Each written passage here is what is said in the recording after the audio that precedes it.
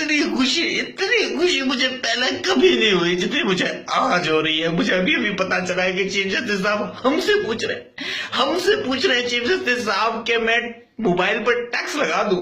भाई तू लगा दे, तू हमारे उठने पर लगा, हमारे बैठने पर लगा, हमारे चलने पर लगा, हमारे फिरने पर लगा, हर चीज पर टैक्स लगा दे। बस इतना बता दे, एक मरतबा ना तो इकट्ठी ले ले हमारी,